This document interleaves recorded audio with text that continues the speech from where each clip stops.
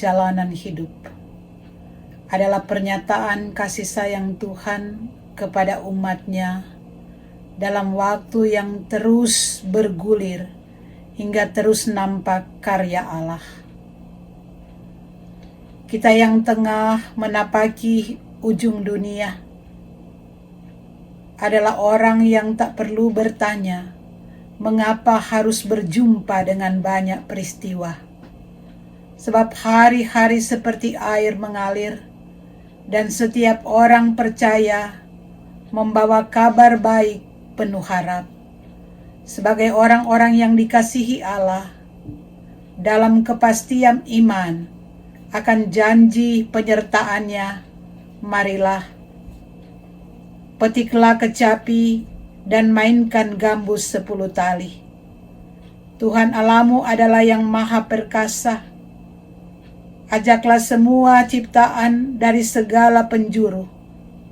Biar utara tetap bergirang, biar selatan menikmati perayaan, timur menceritakan berkat sepanjang umur, dan barat menyanyikan anugerah. Sebab kasih setia Tuhan tidak pernah berubah, selalu dibarui setiap hari. Minggu Advent 2 sudah tiba. Kita lakukan Gita Bakti 127, 2 lilin kita nyalakan.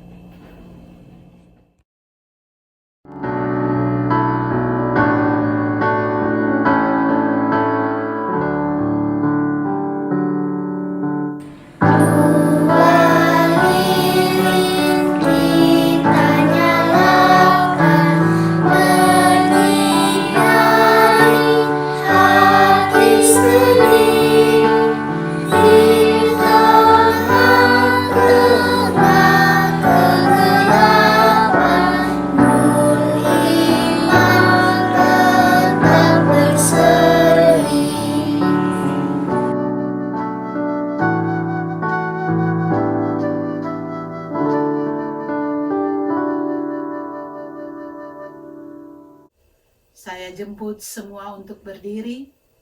Mari kita memuji Tuhan.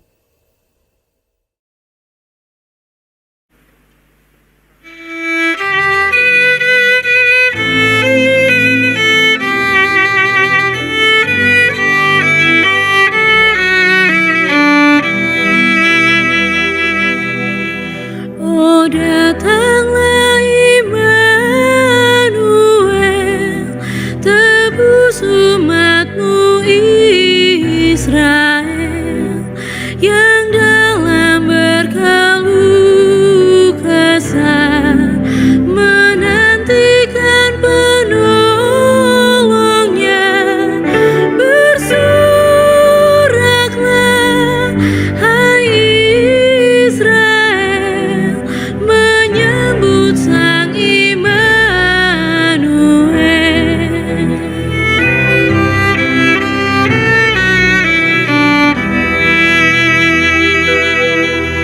Oh, datang tunas Isaia, patahkan belenggu pedih, dan umatmu lepaskanlah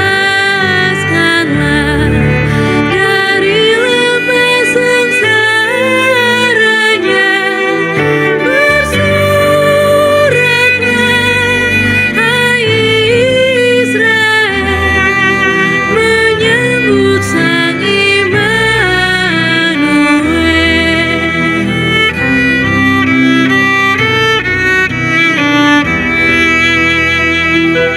Habiskan ibadah ini. Ibadah pada saat ini ditahbiskan di dalam nama Allah Bapa, Anak, dan Roh Kudus. Kasih karunia dan damai sejahtera dari Allah Bapa kita dan dari Tuhan Yesus Kristus menyertai saudara-saudara sekalian. Amin. Sebagai nats pembimbing pada saat ini diambil dari Yesaya 40 ayatnya yang ke-31. yang berbunyi demikian. Tetapi orang-orang yang menanti-nantikan Tuhan mendapat kekuatan baru. Mereka seumpama Raja Wali yang naik terbang dengan kekuatan sayapnya. Mereka berlari dan tidak menjadi lesu. Jemaat silakan duduk. Mari kita berdoa. Bapa di dalam surga, terima kasih untuk waktu dan kesempatan yang Engkau berikan kepada kami untuk beribadah, memuji dan memuliakan akan kebesaran nama-Mu. Namun kami menyadari Tuhan, siapakah kami ini? Kami adalah manusia-manusia berdosa. Banyak kesalahan dan dosa yang kami lakukan melawan akan kehendak-Mu. Karena itu Tuhan, kami datang kepadamu, memohon pengampunan yang berasal daripada-Mu, agar kami layak untuk menjadi anak-anak-Mu yang Engkau kasihi. Inilah kami ya Tuhan, kami datang dengan penuh penyesalan karena kesalahan-kesalahan kami. Ampunilah dan kasihanilah kami ya Bapa. Amin. Saudara-saudara, Tuhan adalah Maha Pengasih dan Maha Penyayang. Dia akan selalu mengampuni segala dosa-dosa kita ketika kita datang kepadanya dalam kerendahan hati, tersungkur di hadapan hadirat-Nya. Marilah kita sambut dengan memuji Tuhan.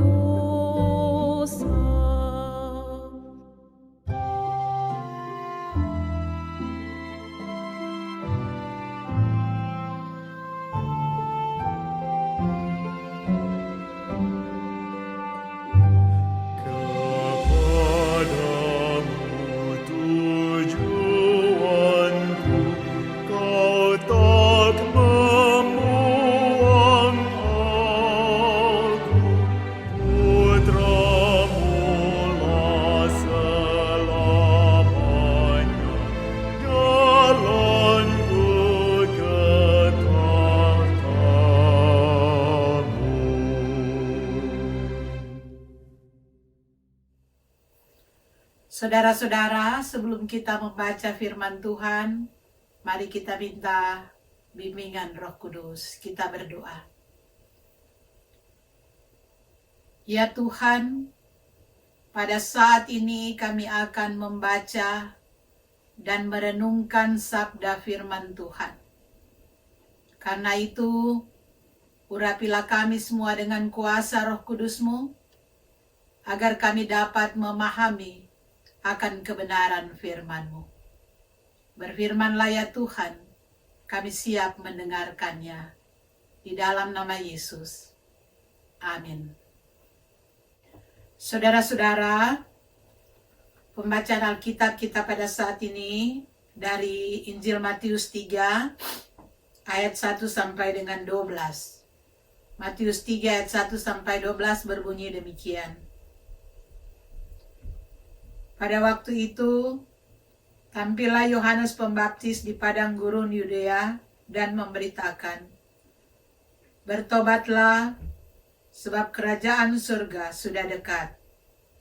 Sesungguhnya dialah yang dimaksudkan Nabi Yesaya ketika ia berkata, "Ada suara orang yang berseru-seru di padang gurun, persiapkanlah jalan untuk Tuhan, luruskanlah jalan baginya.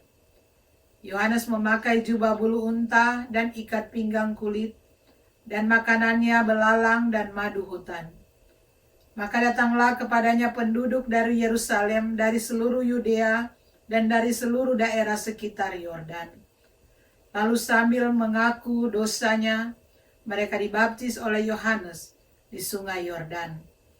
Tetapi waktu ia melihat banyak orang Farisi dan orang Saduki datang untuk dibaptis, berkatalah ia kepada mereka, "Hai kamu keturunan ular beludak, siapakah yang mengatakan kepada kamu bahwa kamu dapat melarikan diri dari murka yang akan datang? Jadi hasilkanlah buah yang sesuai dengan pertobatan. Dan janganlah mengira bahwa kamu dapat berkata dalam hatimu, Abraham adalah bapa kami. Karena aku berkata kepadamu, Allah dapat menjadikan anak-anak bagi Abraham dari batu-batu ini. Kapak sudah tersedia pada akar pohon, dan setiap pohon yang ditebang dan dibuang ke dalam api. Aku membaptis kamu dengan air sebagai tanda pertobatan, tetapi ia yang datang kemudian daripadaku lebih berkuasa daripadaku. Ia akan membaptiskan kamu dengan Roh Kudus dan dengan api. Alat penampi sudah di tangannya. Ia akan membersihkan tempat pengirikannya dan mengumpulkan gandumnya ke dalam lumbung. Tetapi debu jerami itu akan dibakarnya dalam api yang tidak terpadamkan. Sampai di sana pembacaan Alkitab kita pada saat ini. Terpujilah Kristus. Pada saat ini kita sudah memasuki Minggu Advent yang kedua. Minggu-minggu penantian kita akan kedatangan Sang Juru Selamat dunia melalui kelahirannya di kandang Bethlehem. Tetapi Advent juga bagi kita adalah merupakan minggu-minggu penantian kita akan kedatangan Tuhan Yesus untuk kedua kalinya.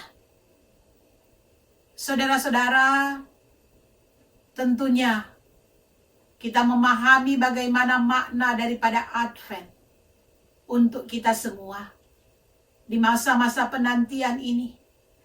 Biarlah benar-benar kita mempersiapkan diri kita. Bukan cuma persiapan secara lahiriah, tetapi teristimewa kita persiapkan hati kita. Agar supaya hati kita ini dibersihkan dalam rangka untuk menyambut kedatangannya. Agar supaya semua dapat dipulihkan. Saudara-saudara, pembacaan kita pada saat ini berbicara tentang Yohanes Pembaptis yang dikatakan sebagai pembuka jalan bagi kedatangan Yesus.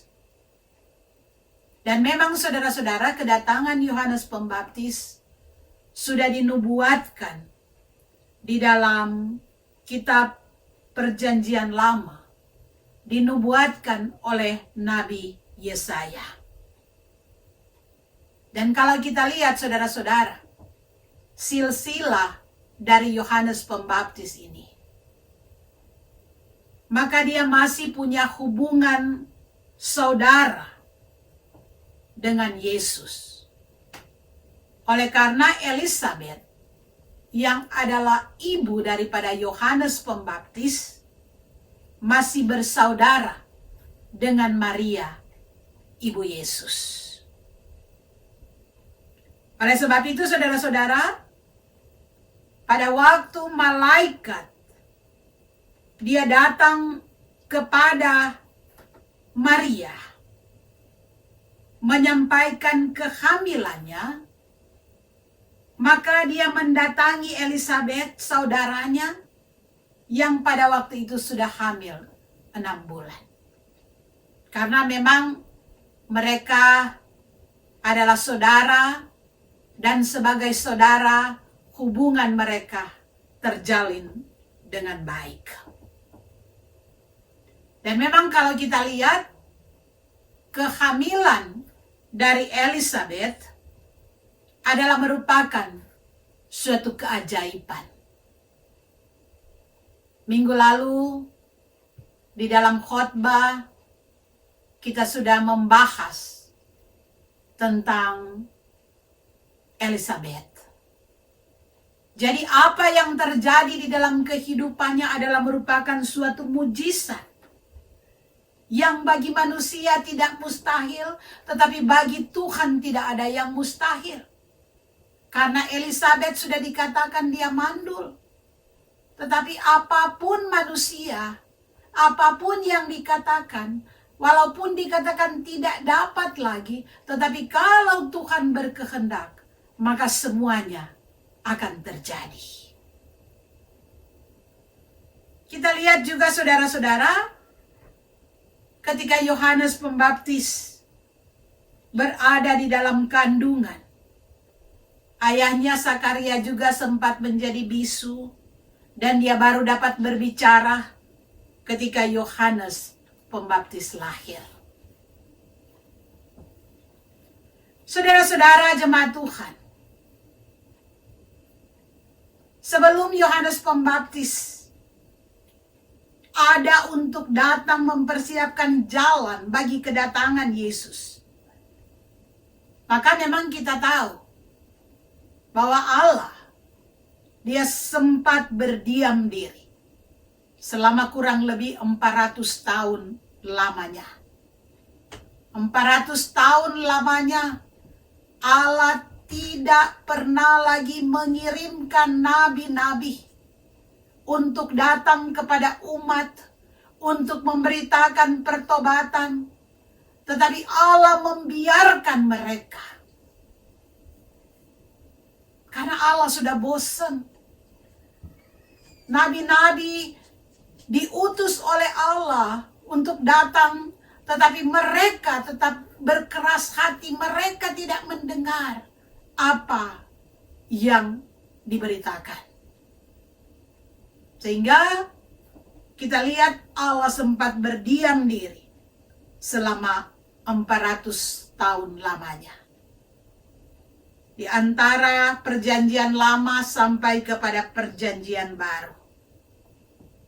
Dari kitab Maleaki sampai kepada kitab Matius.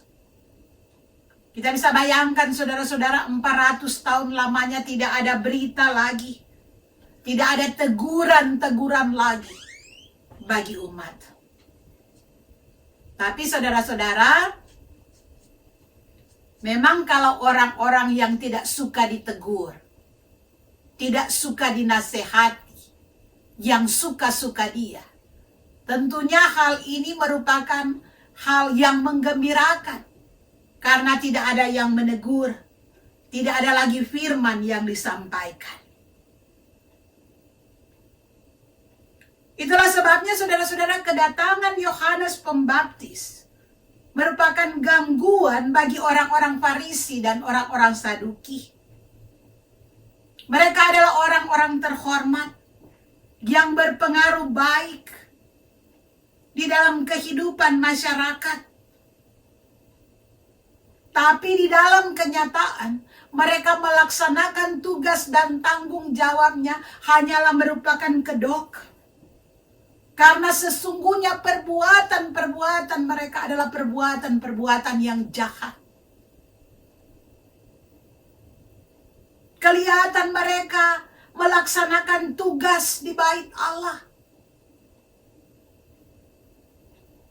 Tetapi ternyata saudara-saudara, di mata Tuhan, mereka melakukan berbagai macam kejahatan-kejahatan. Mereka merasa sebagai umat pilihan Tuhan. Mereka merasa bahwa mereka adalah keturunan Abraham. Otomatis keselamatan hanya menjadi milik mereka.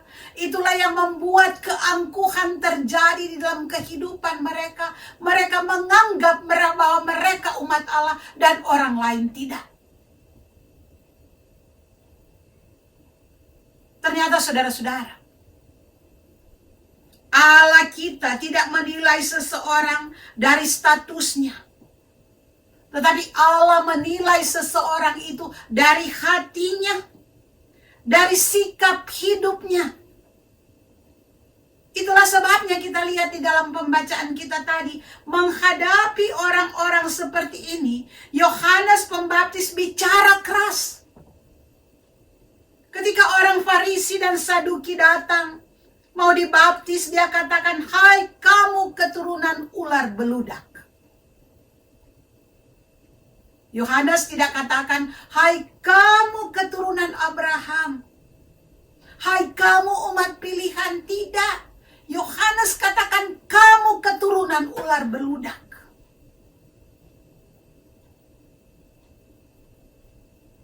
Saudara-saudara, itulah ungkapan dari Yohanes Pembaptis yang cukup keras, yang menegur kehidupan mereka. Saya bisa bayangkan saudara-saudara, kalau zaman sekarang ini misalnya orang datang beribadah, terus dikatakan hal-hal yang keras seperti ini, kadang-kadang orang tidak mau menerima. Nanti minggu-minggu kemudian sudah tidak lagi beribadah, karena dianggap sudah ditegur keras. Tapi kita lihat di sini Yohanes Pembaptis, dia menegur secara keras. Dia katakan mereka adalah keturunan ular beludak. Karena mereka adalah orang-orang munafik, kelihatan adalah umat Allah, kelihatan beribadah, tapi kemunafikan yang terjadi di dalam kehidupan sehari-hari. Karena itu saudara-saudara, Yohanes menyerukan, bertobat, sebab kerajaan Allah sudah dekat. Bertobat itu berkaitan dengan perubahan pola pikir. Bahasa Yunani adalah metanoia, yang berarti berubah pikiran, merubah pemikiran-pemikiran. Pertobatan sejati, saudara-saudara, mengizinkan Tuhan yang memeluk kita. Saat kita mengizinkan Tuhan yang mengatur hidup kita, maka kita dikuasai oleh kehendak dan rencana Tuhan. Jadi ketika ada pertobatan, ketika ada pembaharuan, maka Tuhan yang harus mengatur kehidupan kita.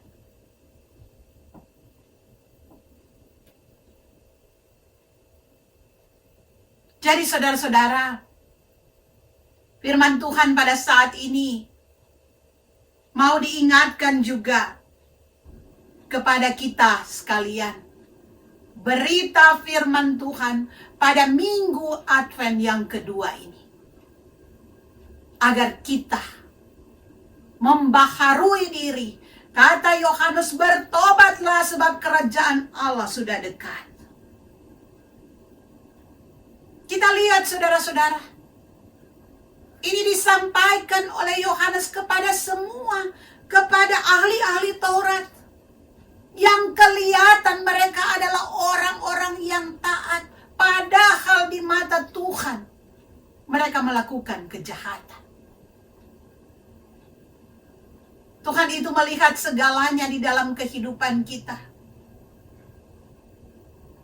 Jadi biarpun saudara-saudara, kita sudah dibaptis, biarpun kita menyatakan kita anak-anak Tuhan, tapi kalau pola pikir kita, metanoia, kita tidak berubah, itu percuma semuanya.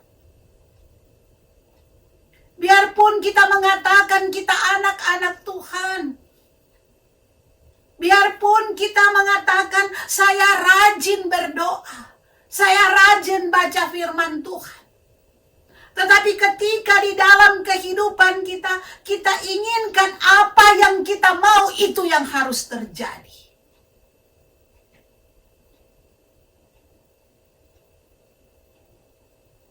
Maka disinilah kita perlu perubahan. Kita perlu pertobatan. itulah kita diinginkan oleh firman Tuhan untuk mengedepankan Tuhan. Karena kadang-kadang kita punya kehendak. Kalau kita punya kehendak yang tidak dituruti, maka mulai mogok. Mulai macam-macam yang dilakukan. Ini yang kadang-kadang terjadi di dalam kehidupan kita, saudara-saudara. Kita tidak menyadari itu semua menyakitkan hati Tuhan. Karena itu, saudara-saudara, pada minggu Advent kedua ini, minggu perenungan bagi kita semua, baik sebagai pribadi di dalam kehidupan berumah tangga, di dalam kehidupan persekutuan kita sebagai gereja, harus ada metanoia, perubahan pola pikir.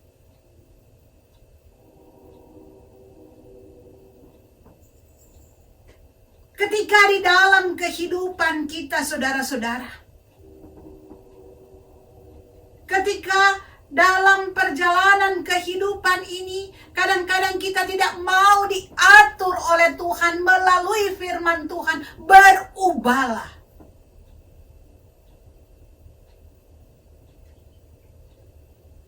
Karena di dalam kehidupan kita, kadang-kadang saya mau melakukan ini, asalkan ikut kehendak saya. Kalau tidak ikut kehendak saya tidak mau. Ini yang sering terjadi, yang kadang-kadang terjadi. Coba kita lihat orang Farisi dan Saduki. Mereka taat dalam melakukan keagamaan. Mereka puasa, saudara-saudara. Tapi Yohanes di sini katakan, "Hai kamu keturunan ular beludak." Mengapa? Karena Tuhan belum memerintah di dalam kehidupan mereka. Pertobatan lahir dari hati oleh Roh Kudus. Dan pertobatan itu menghasilkan perubahan gaya hidup. Hidup yang harus berubah.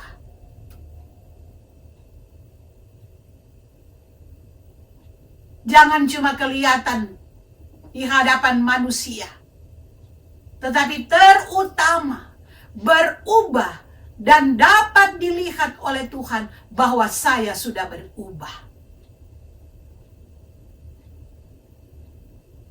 Ini yang dikatakan oleh Yohanes Pembaptis di dalam ayat 8 tadi. Hasilkanlah buah yang sesuai dengan pertobatan. Jadi ketika kita berubah, bukan hanya berubah pada saat-saat tertentu. Bukan cuma berubah sesuai dengan situasi dan kondisi. Tetapi perubahan kehidupan kita harus berubah terus-menerus. Apapun yang terjadi, hidupku bukan aku lagi, tetapi Yesus yang ada di dalam aku. Marilah saudara-saudara, pada minggu-minggu Advent ini, kita perbaiki kehidupan kita. Kita bersihkan hati kita, bersihkan pikiran kita. Ketika ada hal-hal yang merusak kita, ada hal-hal yang mengganggu kita, ada hal-hal yang tidak baik yang mempengaruhi kehidupan kita. Mari kita bersihkan semuanya, agar kita menyongsong kedatangan Tuhan dengan hati yang penuh dengan kedamaian. Agar supaya damai sejahtera Tuhan mengalir dalam kehidupan kita. Dan ketika damai itu mengalir dalam kehidupan kita, maka itu pun akan mengalir di dalam kehidupan dan pergaulan dengan sesama. Sehingga kasih Tuhan yang akan menguasai kehidupan kita. Tuhan memberkati kita. Amin. Saudara-saudara, saya jemput semua untuk berdiri bersama-sama dengan semua orang percaya. Mari kita mengucapkan pengakuan iman rasuli.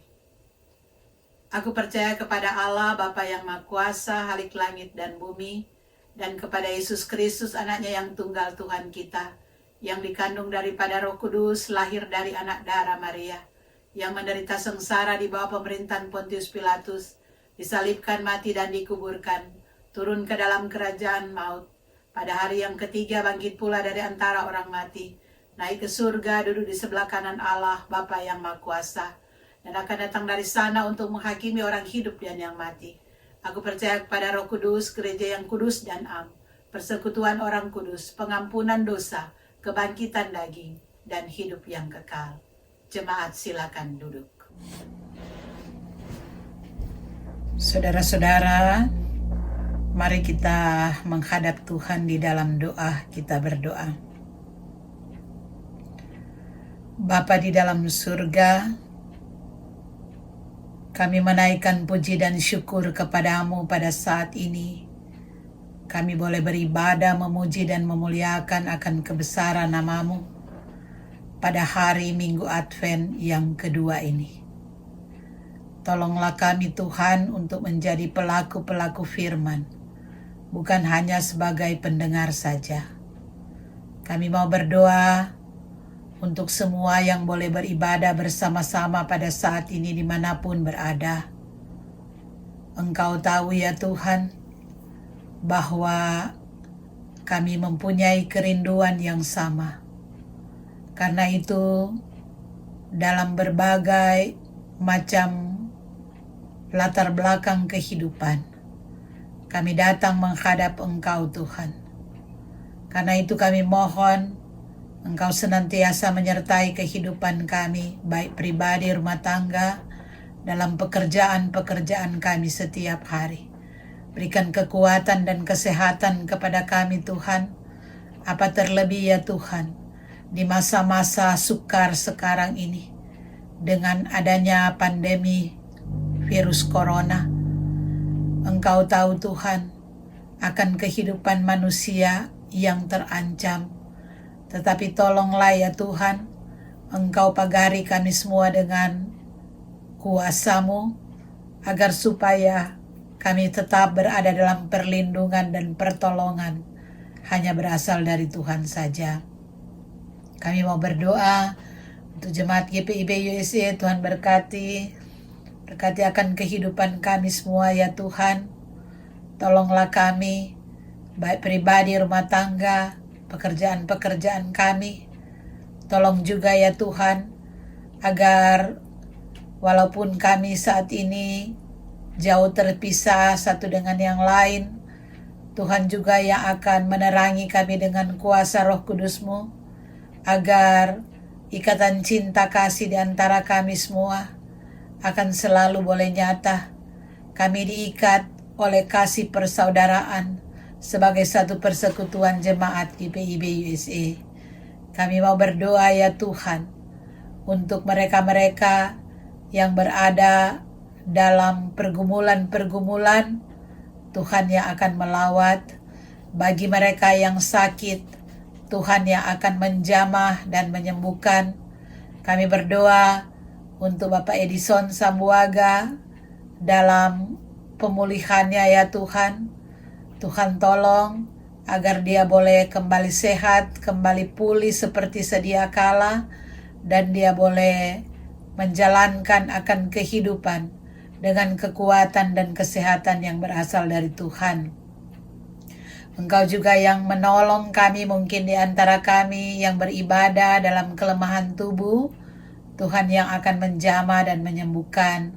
Kami berdoa untuk mereka yang lanjut usia, Ibu Soficia Tendagerung, Ibu Tuti Muaya, Bapak Yohanes Langgar, Bapak Tungka, Ibu Tungka Walando. Jaga lindungi mereka Tuhan di masa-masa ketuaan mereka. Banyak hal yang terjadi pada saat ini, tetapi kami menyerahkan kehidupan mereka ke dalam tangan Tuhan, agar mereka akan selalu mendapatkan kekuatan yang berasal dari Tuhan saja. Kami mau berdoa bagi mereka yang pada saat ini berada dalam keadaan yang bergumul, mereka yang berada dalam keadaan yang berduka cita karena ditinggalkan saudara kekasih. Tuhan rangkul di dalam kasih-Mu ya Tuhan, berikan penghiburan dan kekuatan agar mereka mampu untuk melewati hari-hari dalam penghiburan dan kekuatan yang berasal dari Tuhan. Kami berdoa untuk keadaan dunia sekarang ini, Engkau tolong Tuhan agar dunia ini boleh terbebas dari virus yang menakutkan ini. Engkau tolong Tuhan para tim medis dalam menjalankan tugas tanggung jawab, berikan kemampuan dan kesehatan. Engkau tolong bagi saudara-saudara kami yang sudah terpapar, Tuhan juga yang akan menyembuhkan. Engkau tolong juga bagi mereka yang kehilangan, Tuhan yang akan memberikan penghiburan. Kami berdoa juga ya Tuhan, untuk bangsa Amerika, Engkau hadir dalam kehidupan bangsa ini. Engkau tolong ya Tuhan, agar supaya bangsa Amerika ini akan tetap dan selalu menjadi bangsa yang mengenal Tuhan, yang takut akan Tuhan. Apabila ada hal-hal yang menyimpang, yang terjadi, biarlah Tuhan yang akan memberkati dengan kuasa Roh Kudus-Mu meluruskan semuanya, agar supaya bangsa ini mampu berjalan pada kebenaran Tuhan. Dan biarlah semua boleh menjadi orang-orang yang takut akan Tuhan. Kami berdoa untuk bangsa Indonesia juga, Engkau selalu hadir dalam kehidupan bangsa Indonesia. Banyak pergumulan yang dihadapi, tetapi Tuhan berikan hikmat kepada para pemimpin-pemimpin dalam melaksanakan tugasnya. Kami berdoa juga untuk saudara-saudara kami di sana, Tuhan berkati mereka. Berikanlah senantiasa kecukupan di dalam kehidupan mereka semua. Bapa di dalam surga, pada saat ini kami berdoa juga untuk yang bersuka cita karena hari ulang tahun perkawinan. Mereka yang bersuka cita karena merasakan keberhasilan, Tuhan juga yang berkati akan kesukacitaan mereka. Ya Tuhan, kami menyerahkan kehidupan dan masa depan kami hanya ke dalam tangan pengasihan-Mu. Inilah doa kami di dalam nama Tuhan Yesus yang sudah mengajar kami berdoa. Bapa kami ada di surga, dikuduskanlah nama-Mu. Datanglah kerajaan-Mu, jadilah kehendak-Mu di bumi seperti di surga. Berikanlah kami pada hari ini makanan kami yang secukupnya, dan ampunilah kami akan kesalahan kami seperti kami juga mengampuni orang bersalah pada kami. Jangan bawa kami ke dalam cobaan, tapi lepaskan kami daripada yang jahat.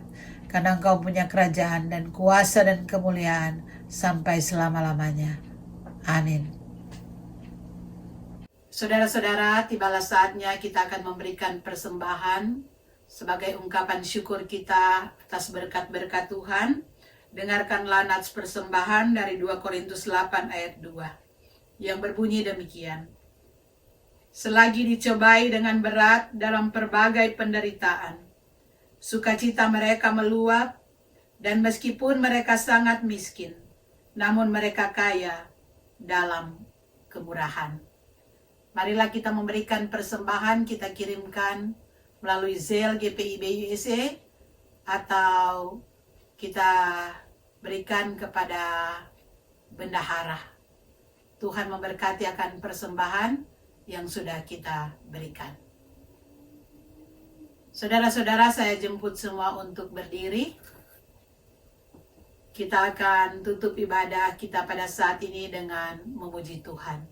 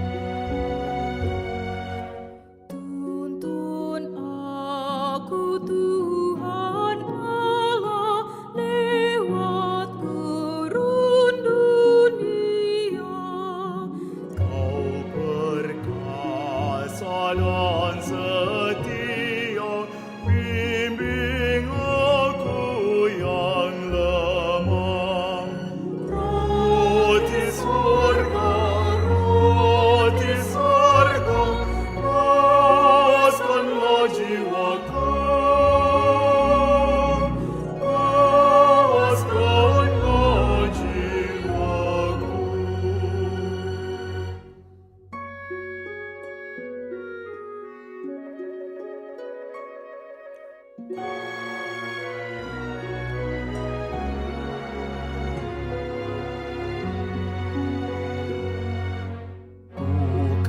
sumber air hidup, penyembuhan jiwaku. Dan berjalanlah di muka dengan tiang awanmu. Juru selamat, Kau perisai hidupku. Kau perisai hidupku.